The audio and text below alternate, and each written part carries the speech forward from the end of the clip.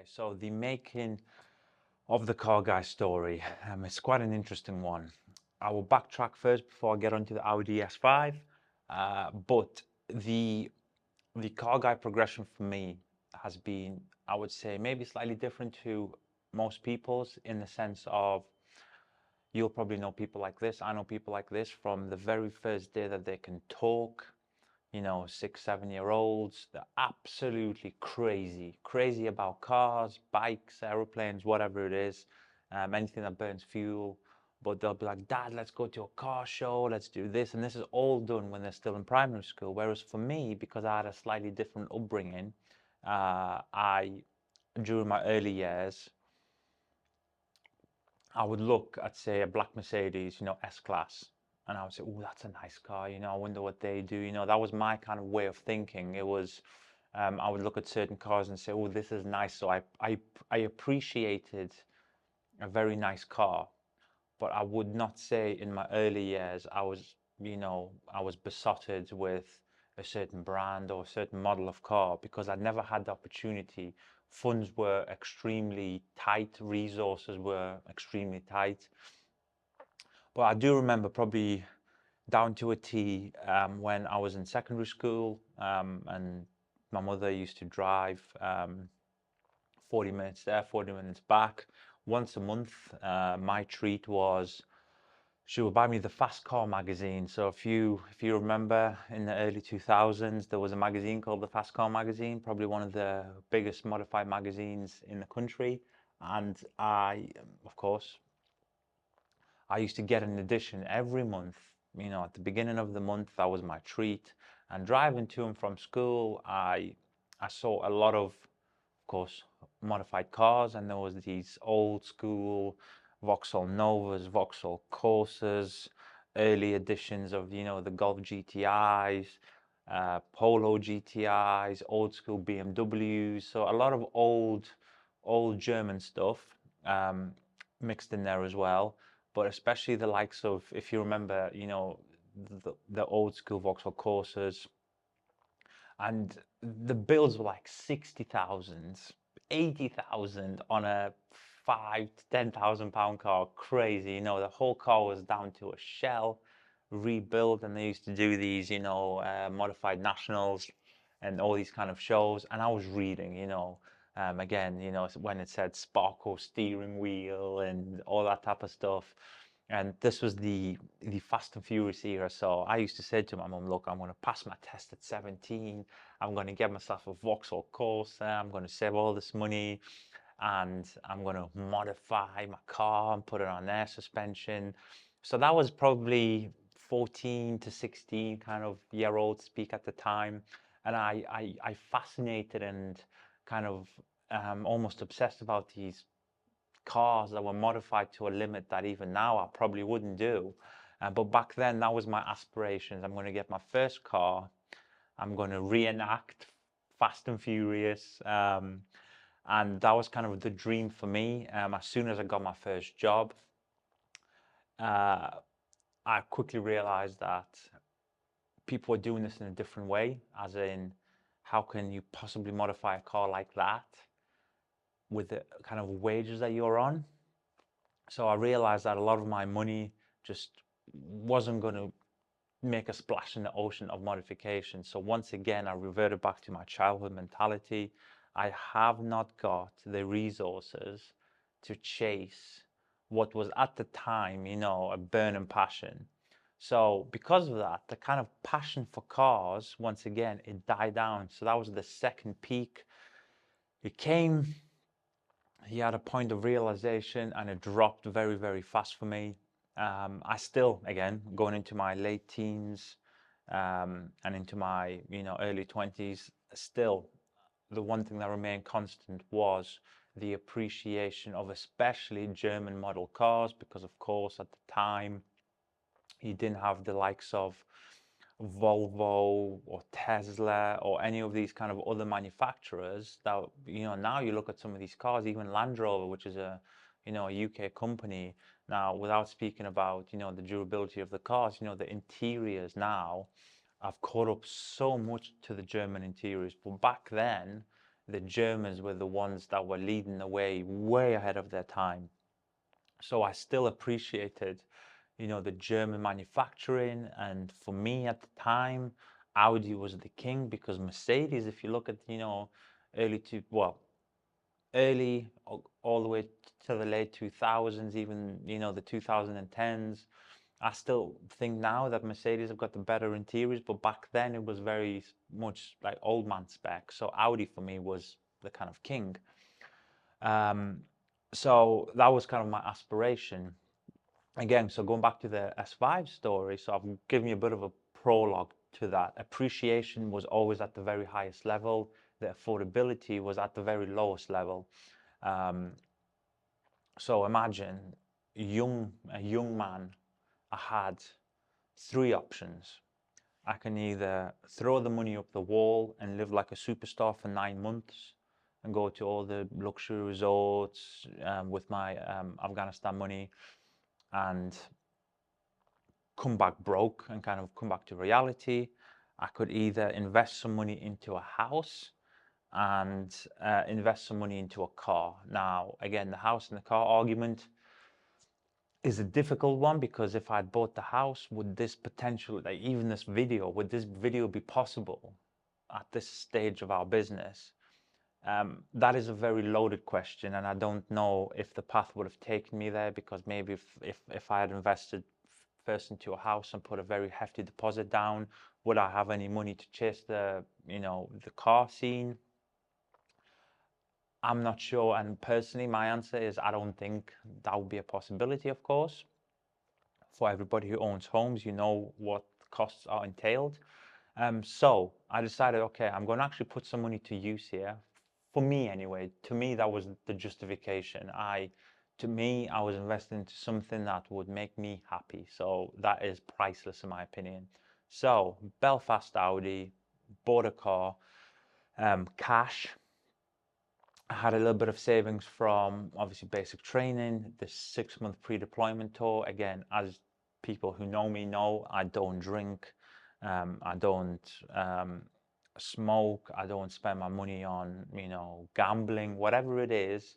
I have no addiction in that way.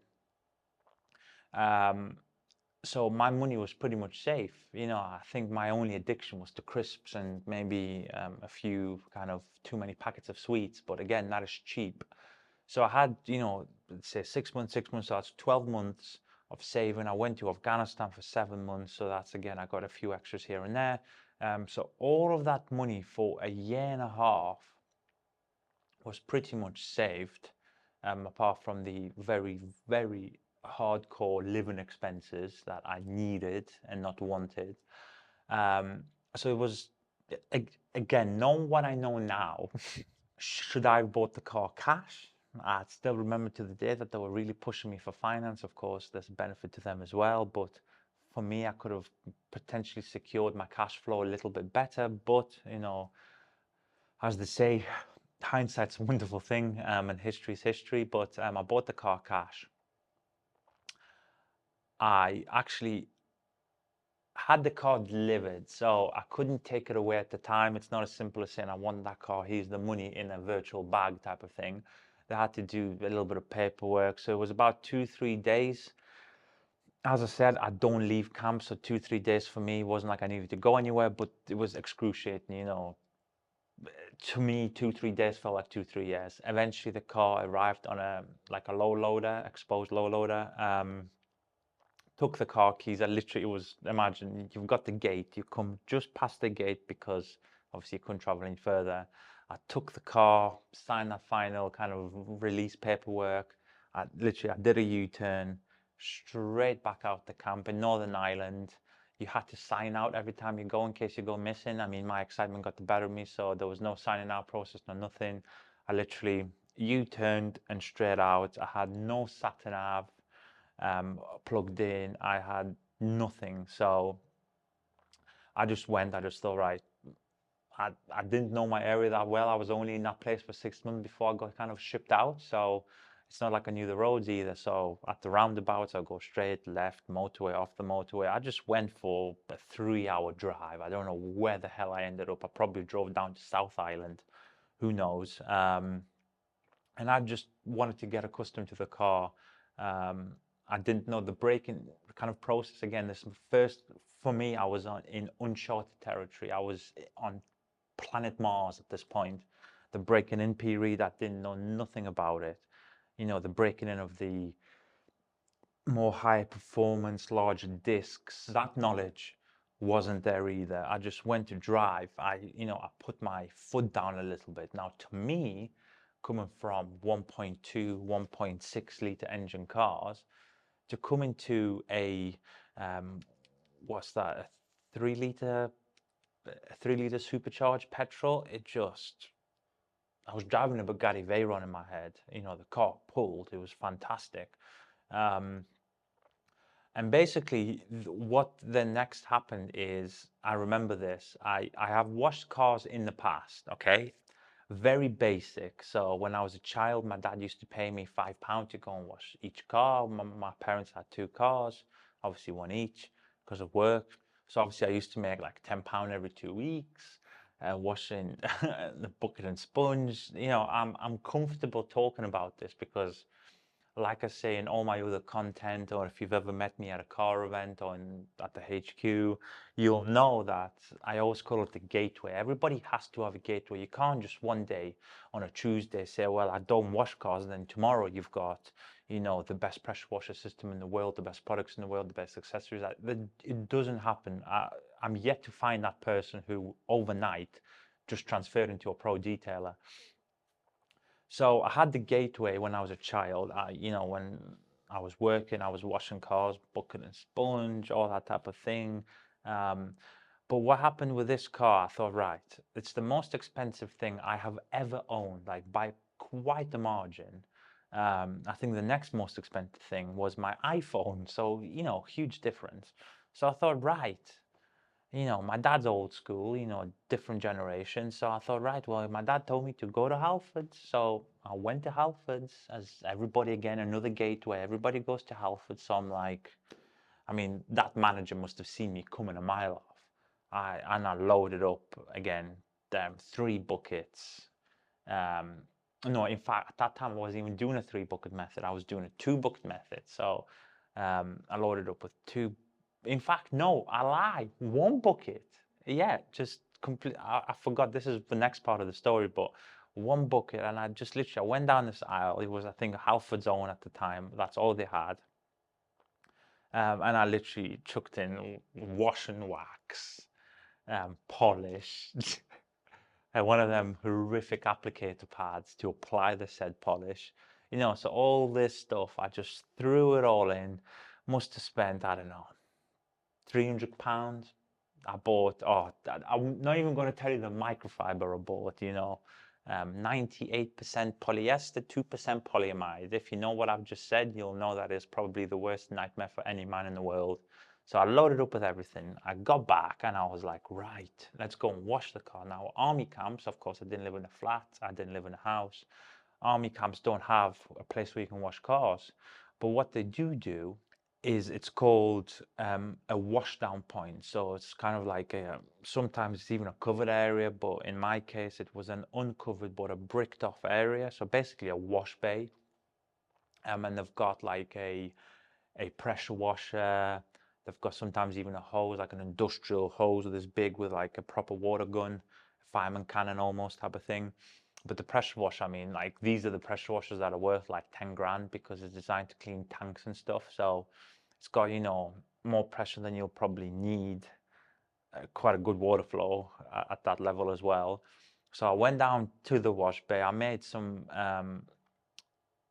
friends in that department to where I was left alone. So you cannot wash your own personal car, private car, in an army washdown point. It's illegal. Well, not illegal, but it's frowned upon. And if somebody of rank walks past you, they just tell you to get lost. But as I said, I made a few friends, corporals, a few sergeants. So I was like, right, I'm going to wash the car. I'm not going to get touched. And I didn't get touched.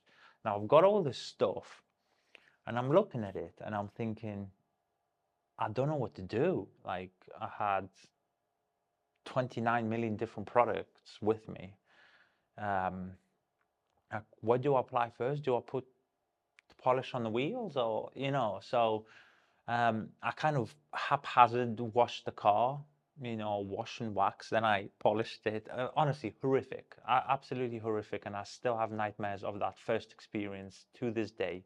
I wake up in the night with cold sweats thinking, wash and wax, polish. um, and then I got back to my own room, so I had my private room.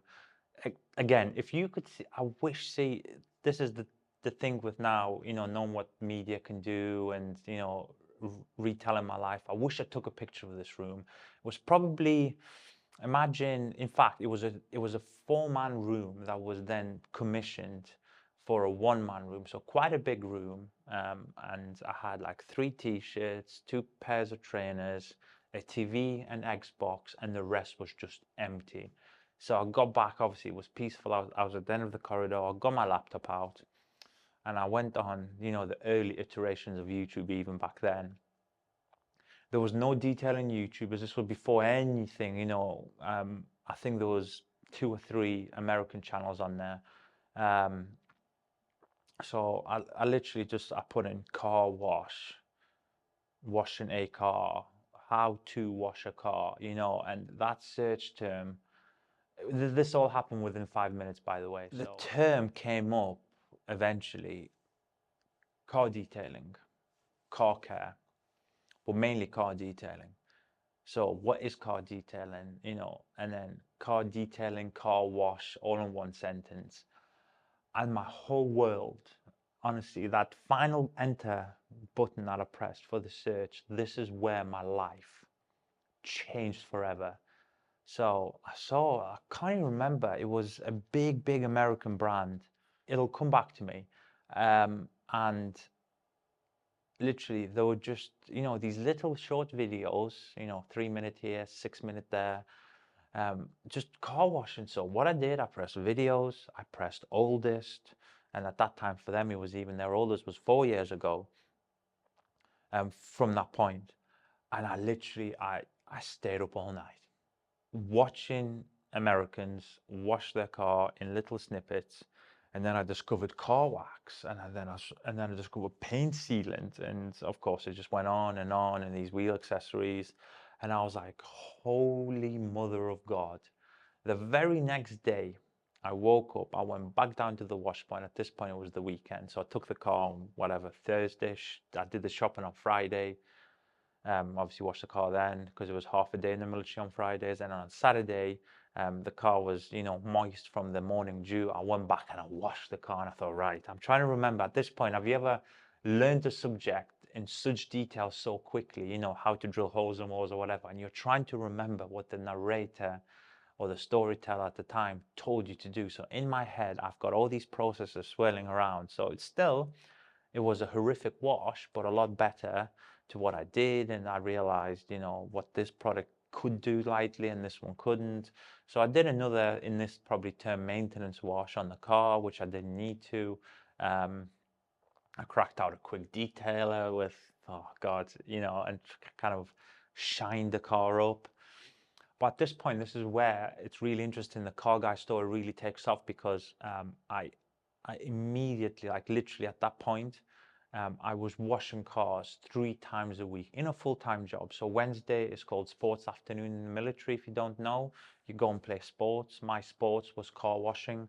Friday was half a day where you get pretty much finished at sometimes 10:30 in the morning even. You basically just do a fitness session, you go home, or sometimes 11, and that's just to allow you to travel back home, especially in Northern Ireland, you have to fly or ferry or whatever. So my early afternoon, car washing, the whole weekend, car washing, watching YouTube. Now, if you multiply that level of aggressiveness in the learning curve, it's huge. Like, as in, I learned, my learning curve and angle was so aggressive and so fast.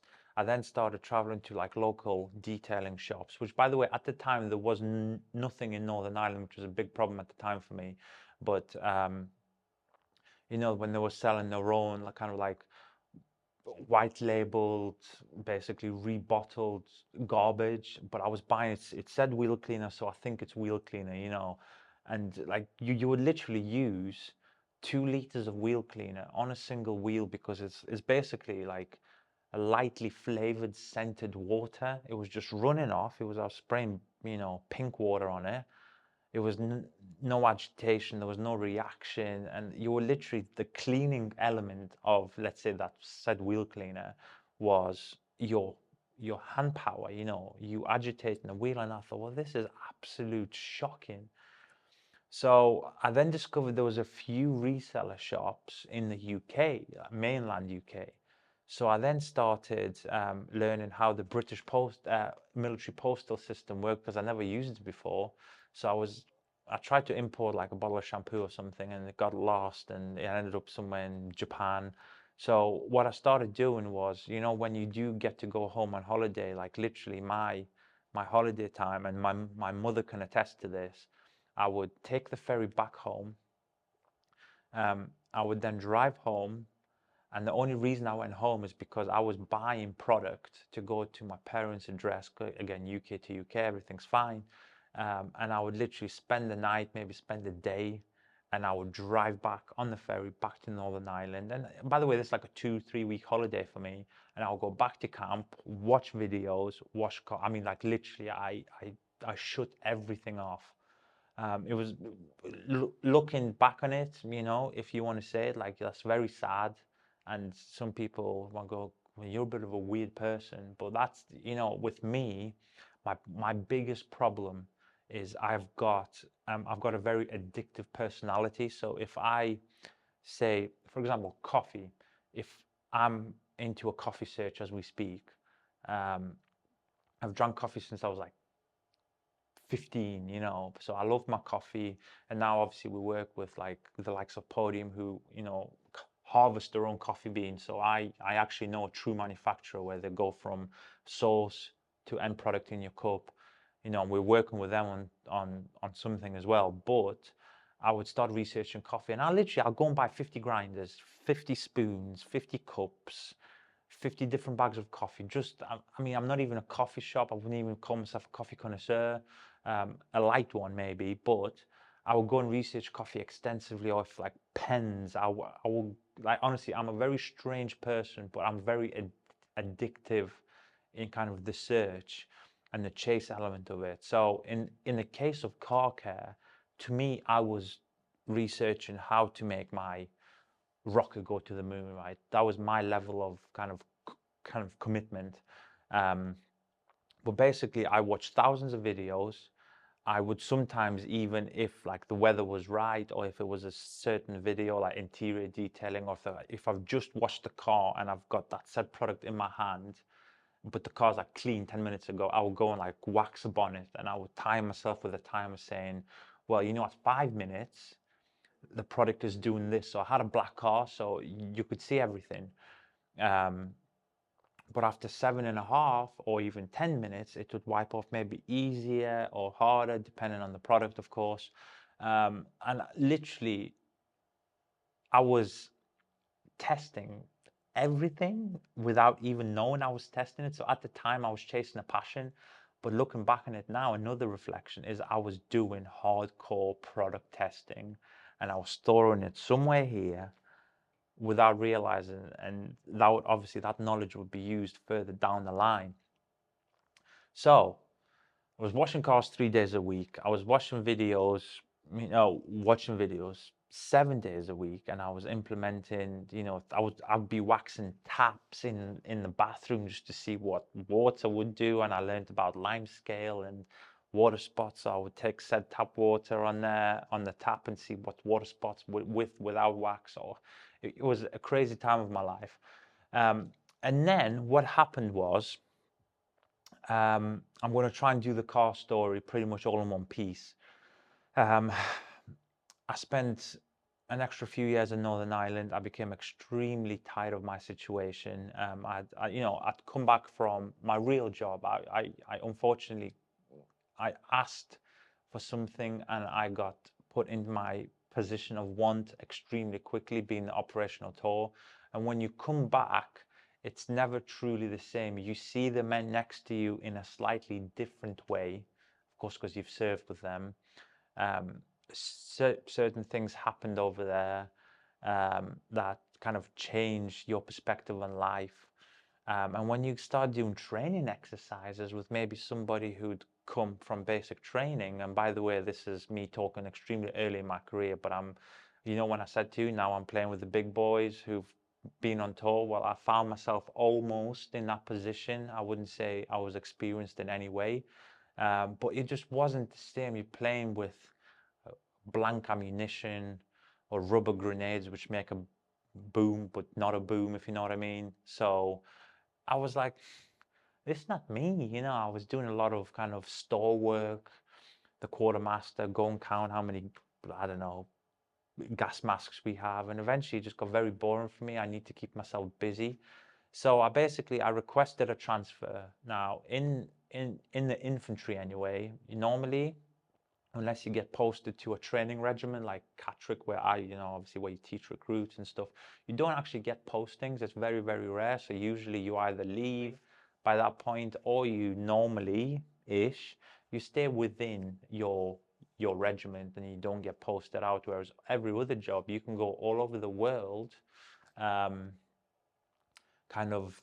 serve wherever you wish. I mean, Kelly, that's another story, but she served a year on an Indian Ocean. Diego Garcia, Google it, that's the island of all the controversy, the conspiracy theories, but she was there for a year. Well, even in her words, it was a year's holiday and they got paid extra, like we would never have that opportunity. So I requested a transfer and I said, look, I'm done. Like, I can't do this anymore. So actually I got transferred to again, we're limited with postings. I didn't have enough experience to go and train somebody. That's not me. I refused all promotion courses. They said, you need to do this promotion course. You can do this promotion course. I was like, no, I want to stay at my rank, because I knew this, you know the game a little bit. As soon as you promote, they keep you longer in certain positions. If you try and go to a specialist job within the infantry, so snipers, heavy machine gunners, mortars, they try and keep you in. Actually, I went to try and do a mortar course, but the mortar course itself was in the Falkland Islands during their winter. Obviously, it's flipped seasons because of the Southern Hemisphere. And I was like, there's no way I'm going to the Falklands for 4 months in minus 25-degree temperatures with the penguins shooting mortars. So that was kind of out the question. But I got a transfer.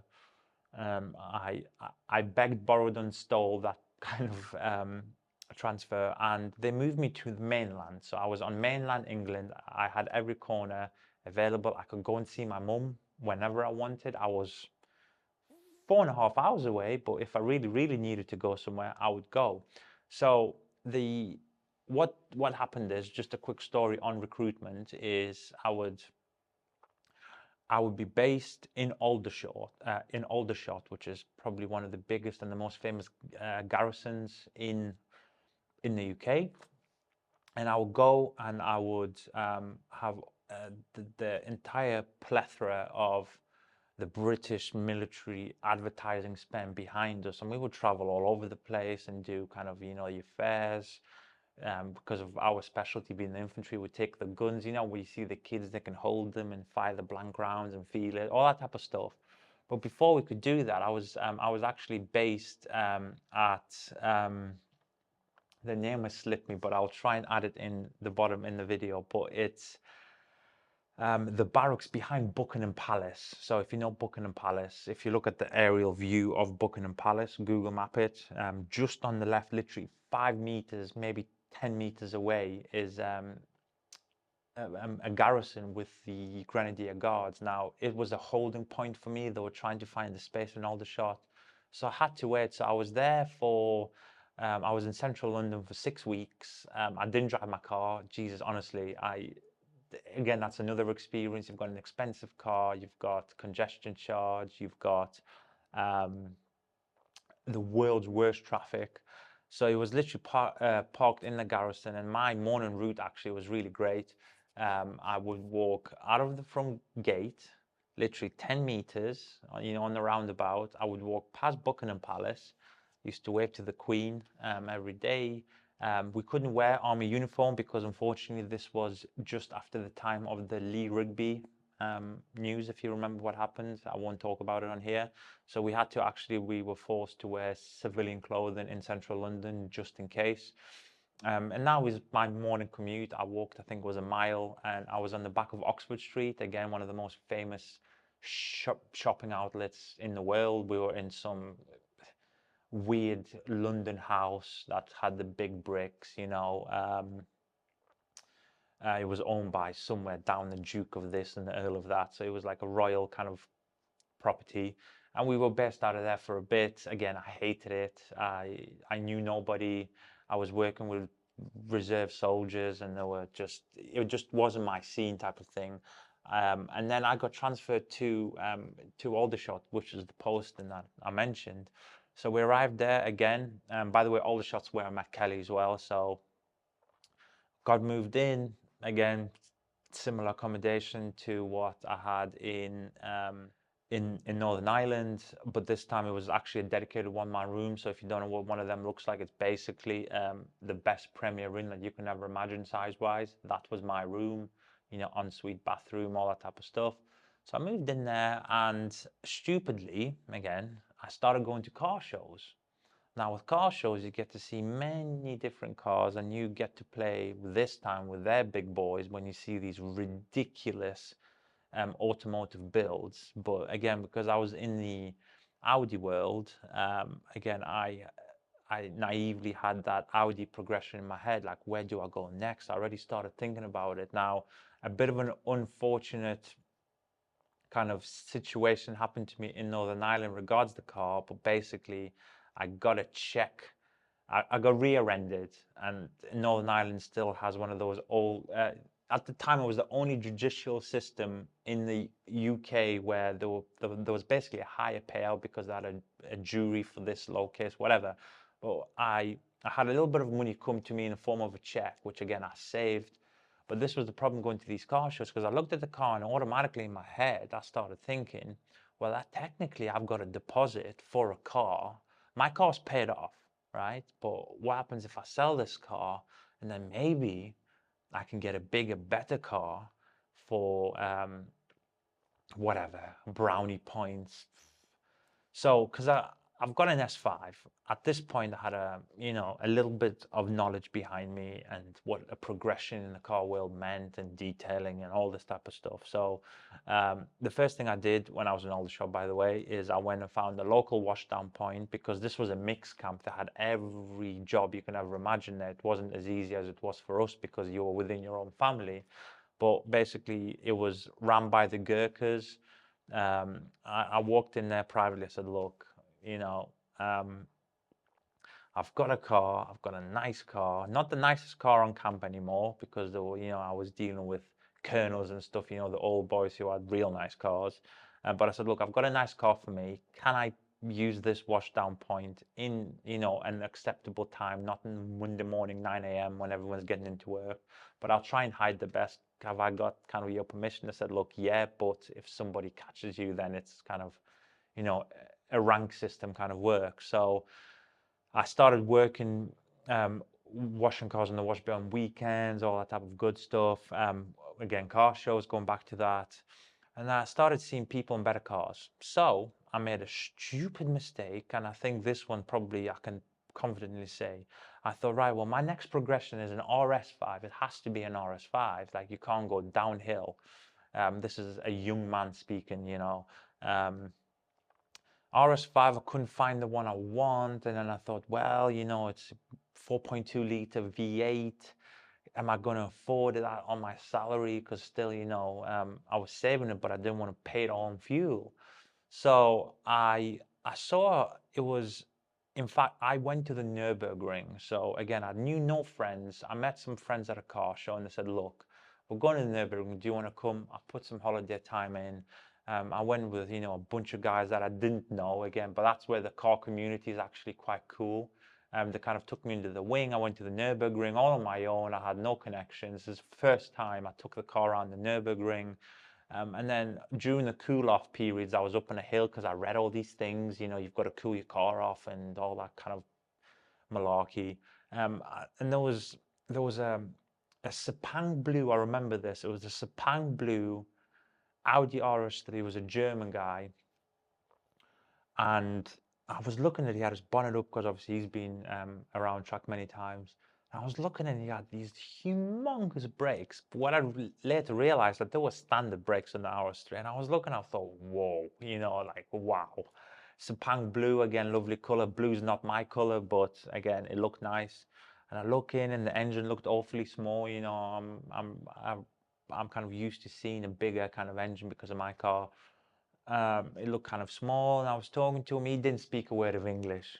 I didn't speak a word of German, but somehow, from the amazing car gods that exist in this world, we had a full-blown conversation in a third language, whatever language that was. But I found out what horsepower it was, what size brakes it was. You know, when you point to enough things and do this, and I don't understand you, people seem to understand what you're talking about. So on the way back from Germany, I was like, my next car is an RS3. Now, if you know me, you know that if I have a thought in my head, usually that's probably the most vulnerable position I'm in, because it's going to happen. So within 4 days of me getting back to the UK, I was sat behind the wheel of an RS3, as in I bought one. I got back, went to the closest RS3 that I found on Auto Trader. Luckily for me, it was a cancelled order. So it was a brand new car again. I was extremely lucky to get two kind of brand new cars back to back. But it was a cancelled order, so they kind of obviously to put it off for resale, and it was fully loaded. He said, let's go for a drive. Now, this car, if you know what an RS3 engine has, it has one of the most famous engines in the world. It's a 2.5 litre, 5-cylinder car. It's basically half of the Audi R8 V10 engine. And in some of those cars, it's the Lamborghini engine. Obviously, a bit more tuning and stuff and a bit more flair. But, you know, you get where I'm going with this. And that engine, you chop it in half and you get your RS3 engine. So 2.5 litre, 5-cylinder. Now, it doesn't sound like a package, but it's a package that you will not understand. So it was an Audi RS3 8V was the kind of little designation. So if you want to Google that, that's before they put any of the stupid EU regulations in. It had the most minimalistic kind of filters in the exhaust system. So I said, let's go for a drive. I took it for a drive. So we'll go on, then put your foot down. And the car just roared in a different way that I've never felt before. The pops and bangs, I mean, like real deal. It had Audi Sports exhaust, which was, you know, sweet. Downshifts, pa pa pa pa pa, and brrr, like this. I've probably completely ruined Audi's legacy with those sounds. But I was like, oh my God, four-wheel drive again. But you know, the power delivery was completely different. So I was like, I'm buying it. It was unbelievable. It was fully loaded. The only thing I didn't have on it was a panoramic roof, which I wouldn't have spec'd in anyway, and it didn't have the wingback seats, which I still wouldn't have spec'd in because of my weird dimensions. It would have just pushed me in a different direction slightly, kind of when I'm sitting. But everything else it had. So it had the most important things. It had Audi Sports exhaust, which was on that car the best probably option you could take. It had custom interior. It had a what's the paint called? Panther Black. Now Audi Panther Black, if you look at it in the sun, it goes purple. And this is when I said, you know, this is my 911 downstairs. It's the homage to my RS3 days. Now you're understanding why. In the sun, it was. Honestly, I'm still not sure whether I like Panther Black or Viola Metallic downstairs better, because black is black, and then the sun comes out, it's no longer a black car. There was a tinge of green in there, and oh, unbelievable. So I bought an RS3. I financed it, so I chopped in a fully paid off car. I then took all the entirety of that money. I dumped it into the RS3. Whatever the deposit I would have paid if I didn't have a bigger deposit, I put that in as well. So I pretty much had, I'd say, at this point, you know, I jumped quite a bit in value. I think it was about 63, 65, maybe even 67,000. It was one of the more expensive RS3 in the countries. Um, and I was on finance now. So I was like, looking back on it, I was like, I was so dumb. I had a car that I had customized and modified. So the S5, it was low, it had different wheels on. Um, in fact, that's as far as I went. There was my first ever iteration of modifications, but that's all you needed to do to that car. It was a big barge, it was wide. I just needed to get rid of that arch gap and obviously space the wheels professionally just to make the stance look good. I took the front number plate off the usual, and it just looked mean. And then I got myself into a finance car. Again, it was my first kind of experience of finance. I've never had finance before in my life. So now I had a monthly outgoing, fuel bills, all that type of stuff. Now, I had a little bit of an accident. This is where now the real interesting parts come. I had a bit of an accident. It was in traffic, M25. I lost a bit of attention, and at about 7.5 miles an hour, I actually ended up bumping again a Nissan Qashqai. Luckily for me, I avoided as best I could, so I clipped my front right light. But the problem with these cars, it crumpled, so the bumper went. That front light, obviously, light went, but my bonnet crumpled, and that crumple zone, at the front, crumpled completely. And I was extremely lucky because there was a spike of, the actual bar itself that crumpled. It caused a spear that if I'd been going faster, I think it would have gone into the engine block and it would have been a whole different story. But unfortunately, I had to go through insurance. It was £9,500. Yeah, about £9,500. I've still got the picture, which I'm going to, of course, upload again as an overlay onto this point. And I took the picture of the bill. In fact, I might have, even previous to this, I'm going to upload the accident scene of the car that I took. I've still got the picture on my phone, and I'll upload the bill. Now, when you look at the picture and you look at the price tag of repair, I was like, holy mother of God, what the hell have I just paid for? I thought maybe £1,000 if you're lucky, but of course, new headlight unit, um, uh, complete new front bumper, whatever parts going behind it, um, bonnets. In fact, I think they changed the wheel as well because maybe like I hit the curb, so it wasn't actually the side of the car that I hit. It was me trying to avoid it. I hit the curb in the lay-by, so that probably, yeah. You'll see the actual bill, and then at this point, the car got back. They absolutely mullered the paint work. I'll be honest, the paint match was bang on, and because it was fairly new, there wasn't really any kind of paint discrepancies, but the paint was beautiful. Like you look at it and it was a good job. But if you've ever been to a body shop, I'm yet to see a body shop that does not finish, that does not ruin their finished work. I don't understand. You've just done a fantastic paint job on, basically the front clip of the car, and then you've had Stevie Wonder come back in with a rotary polisher and just absolutely muller your results. So I was looking at it, I thought, oh no, the core car was perfect, kind of from the front wing back, a little bit of overspray, but swirl free, as you would expect, of course, because I was, like the most anal person. But that front clip looked white in the sun. It was just hazed, hologrammed, still wet sanding marks. So I was looking, I was thinking, right, so I'm about 4.5, 5 hours on a bad day from home. So I need to basically book time off work and go and do probably like a 4-day kind of polishing job, so like a long weekend thing. And I thought, because all my kit was at home, I didn't have access. I lived on like the 3rd floor of an apartment building, technically in the army kind of camp, and I couldn't get the extensions down. The car park was 50 meters away. It just would not be possible for me to polish the car. So I thought, right, I go up home and I do basically another paint correction, or luckily for me, I haven't explored the area yet of kind of where it was, Surrey, Hampshire, etc. But luckily for me, about 400 meters away was one of the biggest car care shops in the country. So I rang them up, and I loosely knew the guy who owned it. So basically a very loose acquaintance at the time.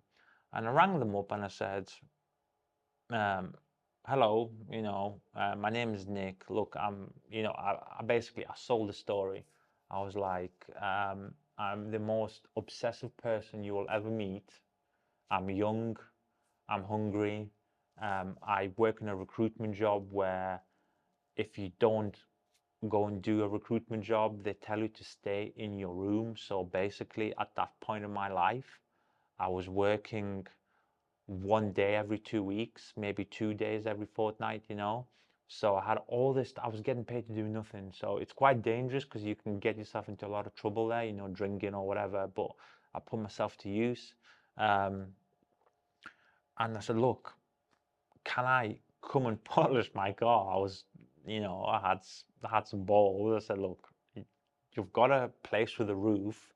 Can I basically come borrow your equipment to polish your car? Oh, and by the way, if you like my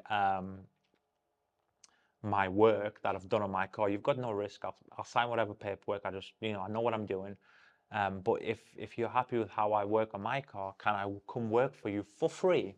Right? I said I don't want no money because I was already getting paid. So surprisingly, he said, well, to the first answer, he said, yeah, you can come polish your car. So I came there and I was washing cars I washed the car. I brought it in, I did a paint correction. It's basically hindsight, it was my trial by fire at that point. So, but yeah, I was, using repairs and all that type of kind of fantastic equipment. It was the Mark 1 at the time as well. So of course, there's like now even better polishers about, but back then it was a bit more rudimentary. And I said, well, how do you fancy me working here? Like, do you need a hand? I'll mop the floor, I'll sweep the leaves, I'll coat, I'll ceramic coat a set of wheels that you're working on, because it was a detailing kind of center and a car care retailer. And I was like, and he said basically, yeah, why not? Do you want to come next week? And I was like, yeah. So I came in there on the next week, and there was sat a brand spanking new red Ferrari 458. Picture incoming here with hopefully my young face. And he said, actually, this, it's a short timeline. Do you fancy hopping on and helping us polish? And I was like, wow, yeah, it's like this is what I've been building up to, this entire story of appreciating cars. Now, for a Ferrari 458 for me at the time, again, going back to my childhood, I appreciated the car, but resources were, not available. So I was looking at the supercar and I thought, hell yeah, I want to polish this. So we polished it. We later found out it's been resprayed on the rear quarter without being told to the customer. Was doing a paint reading of like 600. I was like, this has been being painted. So that was honestly the first car I professionally on a time scale I polished was a red brand new Ferrari 458. And from that point on, again, I went to work there. Literally at some points I was doing 5 days a week, 9 till 6. I was working for somebody for free, again, by my choice. There's a very famous ceramic coating brand out there. Just for transparency and not to get anyone in trouble, I won't mention the brand, but they have now got an accredited only 9-year ceramic coating. It comes in a black box, hint, hint. Yeah, and we were the first people. Again, it was a big reseller of this kind of said brand, and he was the first person to obviously try it on the car. So I got my hands on an accredited coating. It was the first iteration. I mean, I'm sure after this they had like 9 or another 10 versions before it was released to the public, but we had like version 1 of the version 1. It flashed too quick on the owner's car. It was like a light blue color, and we had to machine it off, couldn't machine it off, sand it, then machine it off. And it was my experience to now start seeing different levels of obviously products that are available. But still at this point, I'm sat there and I'm getting to play with the finest products at the time in the world. Not all of them, but again, some fantastic brands were, around then. And I was just doing it for free. Out waking up, good morning, sir, good morning, Colonel, how you doing? In my civilian clothes, driving out of camp, playing with products. I mean, at my age, I won the World Cup. I was playing with cars. I was playing with products, not actually charging the man my time. I was like, hell yeah, I'm helping you. You're helping me. Like, please, I never want this to end. Of course, all good things have to come to an end. Eventually, kind of, I had to leave that company again, just to keep the conversation fair. I won't mention the reasons why I had to leave that company. And yeah, I kind of went back to washing my cars normal. I got invited by Kelly's friend, who was, her colleague. He said, look, like there's a local car event, which is being, all funds are being raised to Help for Heroes. And we got down there and there was your typical Lamborghini, Ferrari, Lamborghini, £5 a trip up and down, Ariel Atom, all those sort of cars that you see that do the charity runs. And then there was only one car club, and it was the Mustang Owners Club. At the time, I realized they were called the Surrey Mustang Owners Club, which are fantastic friends, by the way, still to this day. So if they are watching this video, Andy, I hope you're doing well, my friend, and Linda. And yeah, it was the Mustang Owners Club, and I was looking at this car, and I was thinking, ooh, I want a bit of this. There's one specific one that stood out to me. It was black, untastefully done, tinted headlights. I do not like tinted headlights, but still, for that car, it actually probably suited it, a little bit, if you could say that. But it was black, it was wide, it had aftermarket wheels on, it had an exhaust that could literally wake the dead. I mean, I'm not even kidding you. The racket that car made, it's unbelievable. So I said to Kelly, I was like, I want one. Now, remember what I said, when something comes into my head, it normally happens. So off I go on Auto Trader, and this is the first UK supply or European supplied Mustang, but especially for the UK, it was right-hand drive and all this type of stuff. So I said, well, this car is actually practical. It's not a left-hand drive. I don't have to kind of get out of drive-throughs. But then there was one big problem. It's a 5-litre V8 engine, naturally aspirated. In the UK, with the cost of petrol, we don't live in America, where at the time it was a couple of dollars a gallon of fuel, where you could run these sort of cars. In the UK, you're paying some serious money. And I thought,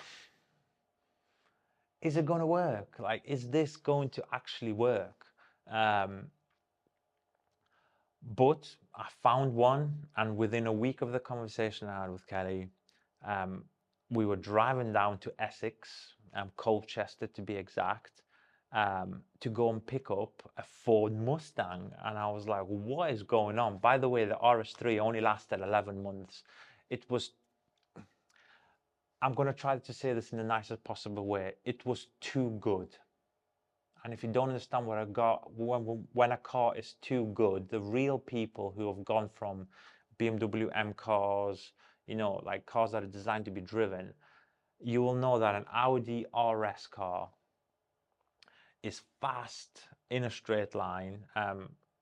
It's 4-wheel drive. It makes, amazing noises, but you go into a corner and, 9.9%, 9.9 times out of 10, you're coming out of that corner unless there is a world-ending catastrophe waiting for you, unexpectedly. The cars are too good. You just put your foot down, there's no wheel spin. and you're done. 100 mile an hour, back to 0, back to 100. It just does it as if there is nothing stopping it. It's just, you know, as I said, too good. Now, the problem with cars that are too good is they get boring very fast. So after a while, me and Kelly conducted a 7,000 mile European road trip in the RS3. It was just amazing, you know. It had 4 doors. I would have loved a coupe, but you know, you couldn't get them in that shape. 4 doors. It had the space. I didn't need the space, of course, but we loaded all our bags in the boot, in the back seat. 7,000 miles around Europe. I did Nürburgring again in the RS3. Different experience. And we got back. It was just nothing happened, you know. Fast. I did, you know, a max speed run on the autobahn as fast as I could kind of dare to go myself. And I got back and I was like, I was bored. Like, what is the meaning of this car? I think this is still, I would have preferred the S5 because it wasn't as fast. It wasn't as kind of pointy in the corners. It certainly didn't make the noise. But at least it had one thing going for it. You know, it had that coupe wide body look almost, kind of. It had a longer nose than it had a back. Whereas the RS3, unless you know what you're looking at, it's a hatchback. Like, let's be real. So I was like, I don't really want a hatchback. Hence, you know, the Ford Mustang thing, it shocked me. I've never seen a car like it. If you Americans are watching, you're thinking this guy is you know, is tripping. But on a serious note, in the UK, a Mustang is, you know, super rare. In fact, if you know where to look, you know Ferraris are more common than Mustangs. So I was like, wow, this is, you know, one of the most famous model cars in the world, the Ford Mustang. I could potentially own one. Found one, driving to Colchester, Essex, as I mentioned with Kelly. We get there and I see this just monster. It was a competition orange. If you remember, if you're the real old school people on the channel, you'll remember it. Competition orange, which was extremely rare at the time. I believe there was 125 ever made for the UK country market, whatever. I had one of them. Again, 5-litre V8. And I was like, hell yeah. It was like, I felt like a real American. Really sad, but I felt a little bit more freer, let's just say, in a Mustang. Went for a test drive. Again, naturally aspirated. You can put your foot down anywhere past second gear and you're just not moving anywhere. It's just one of them cars that it's designed to be revved out. And I thought, nah, we're gonna do this, you know. So I traded in the RS3 on the spot. I told them, look, like, I can't come back. This is a 2.5, 3 hour drive there, same back, potentially 6 hours, you know, round trip. I need to take the car tonight. So we spent the whole day at the dealership. You know, they actually moved heaven and earth for us. It was actually a really cool of the dealership to do this. It was a performance dealer, so it wasn't just a Ford dealer, because Ford probably wouldn't do this. These were like third-party people, you know, private business, and they helped us out.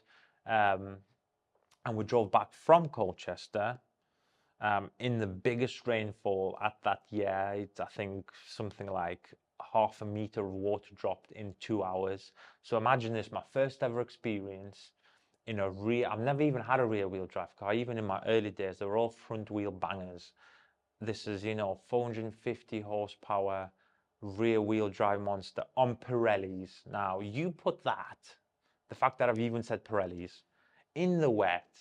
I was driving back in whatever 7th gear and I couldn't see for 3 hours, literally. M25, the worst road in the world, or the worst motorway. I was just draining, people cutting up, you know, wanting to get home or whatever. And I thought, oh, I'm going to die here.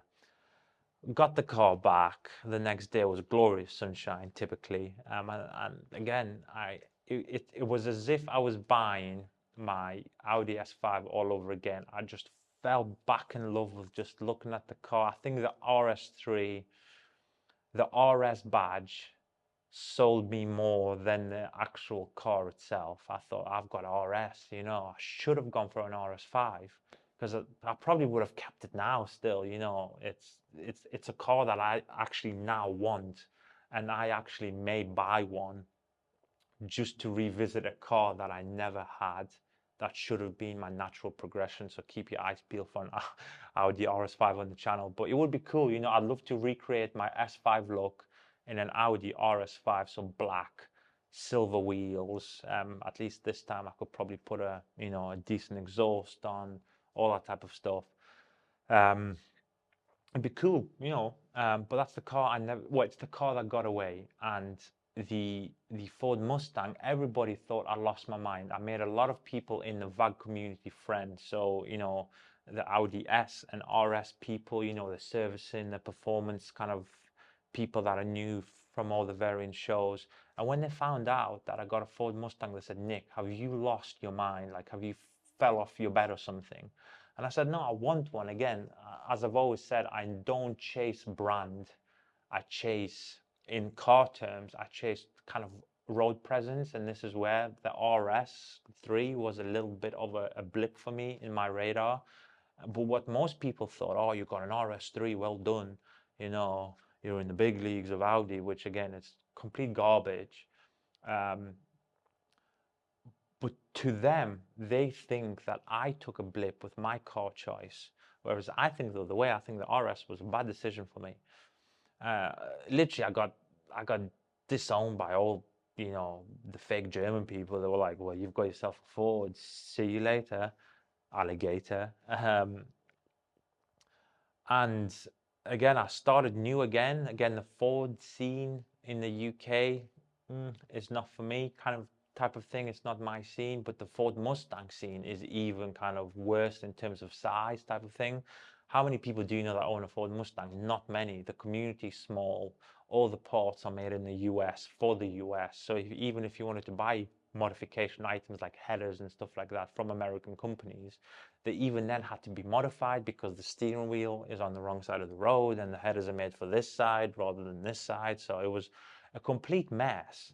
But the car was beautiful. It was scratched up. This was my first nice pre-owned car that I had, and the paint was again swirled. It was owned, luckily for me, it was owned by an old age pensioner that all he used the car for, props go to him, for doing his milk run every single day, or every 2 days, whatever. So the car only had 3,750 miles, and I remember this. It was basically a brand new car. It was pristine, but you could tell it was owned by a guy who loved this car in the wrong way. So they would take towels and they would efficiently old school polish the paint up. Apparently, it does nothing, of course, as you know, but to them they're like polishing wood. So you had a lot of the love marking on the car. So again, I sorted that out and I started modifying it. Now this is where my modifications again happened. So far, I literally I only ever lowered cars. RS3 had a bit of a modification in the exhaust. I kept the sports exhaust system, but I just chopped out the center silencers because it had 3 silencers. So I chopped those 2 out to just put a straight pipe in the middle as the connection pipe, and that really opened up the exhaust. So that was really my breadth of, you know, modification. But on this one, I thought, so let's kind of change it a bit. So I got, I lowered the car first. I then pushed out the original wheels, which were horrific, but you know, that's what I could do at the time. I put them out on 25 mil spacers. In fact, 45 mil, I believe, on the rears, you know, because it's such a big car. That's it, 25 on the front, 45 on the rear. I mean, the fitment was crisp, but the wheels were absolute horrific. So then I went and bought some aftermarket wheels, which again, they were the aftermarket wheels that you've seen on the channel. I then had the exhaust put on, so I had a Roush exhaust, so an American brand, had that kind of imported in.